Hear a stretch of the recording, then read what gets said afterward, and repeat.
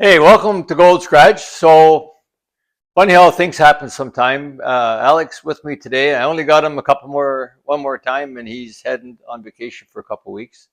And we're going to shoot a video about bearing tolerances, and we are going to do that, and about cylinder heads. But just before we got set up here, I got an email from a young man named Blake. And Blake is working on his grandpa's 1962 CHEVY 409. And that's one of the coolest cars ever. I've rebuilt two 409s, and I got another one. Brett Johnson's my customer, bringing me another one here shortly. I won't get at it probably till the fall, but she's real fine. My 409, one of the coolest engines ever. So Blake's a young man. He's 20 years old, and so I'm assuming I don't know much about him. He hasn't got much experience. I just saw this email. So he's telling me he's trying to get his grandpa's car going. It hasn't run for 30 years, and it's backfiring through the carburetor. What should I do? So we're going to throw this out here. I'm going to give you some thoughts, Blake, just kind of off the top of my head. But a lot of people are going to see this video. And a lot of guys are smarter than me and more experienced than me, may have other ideas to contribute to help you find out what's going on with your grandpa's 409. And one of the really main reasons for my video channel is to help people by providing valuable practical information that they can use. And in this case, we got kind of a distressed situation. So Blake says his grandpa's 409 runs, but it backfires through the carburetor. And they've already rebuilt the carburetor, and it didn't help. So let me just give you the thoughts off the top of my head. I will try to create a screenshot later, but I'm just kind of going spontaneously right now. So Blake, if your grandpa's 409 is backfiring through the carburetor, first one of two things. If it backfires once when you pull on the throttle, it's probably a lean condition in your carburetor causing a misfire. If you have fuel air mixture is not strong enough to totally combust, it'll do that. But if it's backfiring continuously as you're driving, that's a different story, and it's probably not your carburetor. So you got to think about the symptom first of all. And most of the time, it's not the carburetor, unless when the engine's cold or something like that, and the lean condition is caused you don't have enough choke or whatever. But once the engine's warm, if it's backfiring through the carburetor when you step on the gas, it's probably something else. It's probably either ignition problem or a mechanical problem, something in your valve train, your camshaft, your valve lifters, rocker arms broken, push rod spent, something like that. So we're going to get to all that. So one of the first things, if you have a simple tool like this, if it's backfiring through the carburetor, it's probably one cylinder causing the problem, not all of them. So what cylinder is it? So this is a fairly inexpensive tool. You've seen me use it on my videos before. One of the things we do when I start up a new engine or the engine's on the dyno, we shoot, it'll give you a digital readout of the temperature. And we shoot that, put the little laser button right next to just where the exhaust port leaves the cylinder head, as close as you can get to the cylinder head in the same place. And so when the engine's running hot and even idling is fine, go along and shoot that each cylinder, and notice probably they're going to be about 500 or 600 degrees. If you got one bad cylinder, then it's going to be colder. So let's say you got a spark plug fouled and misfiring, an ignition wire that's broken or not working properly, or a cylinder not opening. That cylinder will probably run cooler. So if you just do that, shoot each cylinder, go along on the ports, and note if you have a bad one, then that's where you want to start looking at that cylinder. Now, let's go back and kind of regroup a little bit. The other thing is, if it's an original 409 that hasn't run for 30 years, I'm assuming it still has ignition points in it, not electronic ignition.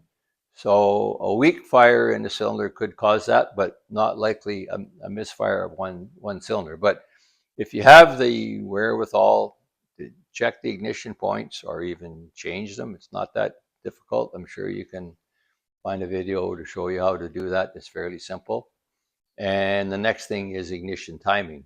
Backfire through the carburetor could be caused by ignition timing. Once again, I never heard the engine run myself. I'm just going with a quick note that Blake sent me saying it's backfiring through the carburetor. If your timing is off, definitely that can cause it to backfire. So checking the timing, there's videos how to do that. If I had the time, I would do it right now. I don't. But you should make sure the vacuum is disconnected when you check the timing. Look at the factory specs. It's probably, the initial timing is probably 6 or 8 degrees, something like that, before top dead center. Make sure that's correct. Your ignition points are working properly. So let's get by that. Let's assume that that's okay, the timing's okay, and move on to, we have a bad cylinder. So next thing you want to do is take all the spark plugs out, and note if you find even if you have a cold cylinder, if you don't, look at that cylinder, but look at all of them. If you have one spark plug that's oil fouled or fuel fouled, if it's oil fouled, then you may have an oiling problem. If the engine's sat a long time, one of the things that happens is the original valve seals in the engine are little O-ring seals. If they have still the original ones, over 30 years, those seals will dry out and shrink, and they'll start leaking. So when the engine's running, the valve, there's a suction in the cylinder, it's going to pull that oil into the cylinder, and that oil could foul a spark plug. So that may be your problem, in which case all those little seals have to be changed. They're inexpensive, but it takes time and effort to change them all. You have to take the rocker arms off, remove the valve spring retainer, and change all the valve seals.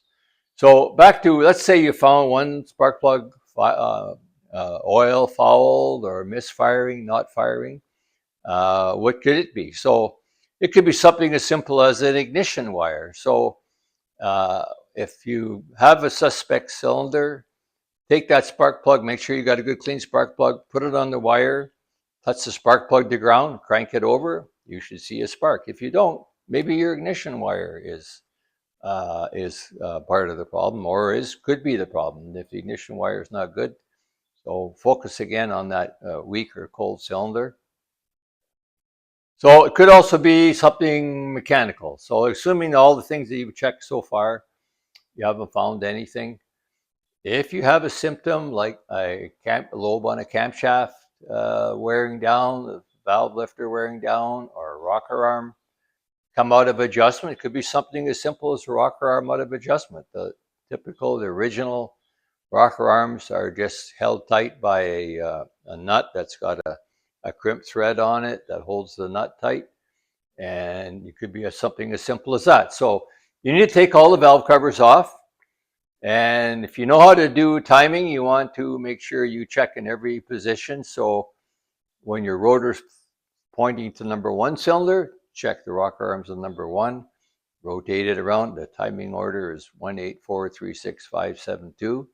As you rotate around, check each rocker arm. If you have a loose or sloppy rocker arm, then you found your problem probably. Now, it could be something as simple as a rocker arm nut backed off once again, or it could be something serious like camshaft lobe or the valve lifter has started to fail. I don't know.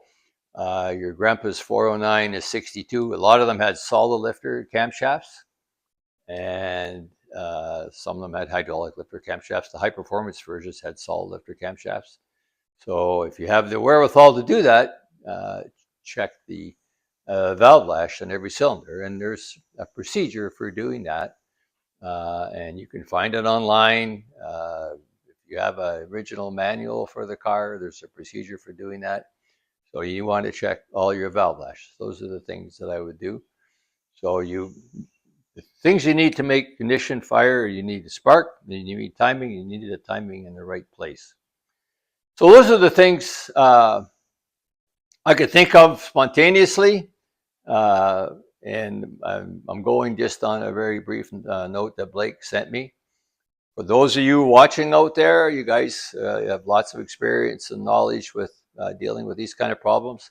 Help Blake out. Give us a comment and see if you can help him out. And we'll get some feedback from Blake whether he gets this engine running or well or not. So thank you for watching. We'll have a follow-up if Blake wants to do that. Please like or subscribe. Just got past 14,000 this morning. So that's a milestone for me. And as I said before, we need to have a subscriber list growing or there's not much point in making videos. So please help with a like. And if you give me a like, YouTube will send it to somebody else that might subscribe. So help me out and let's all work together to help Blake out. Give us some ideas.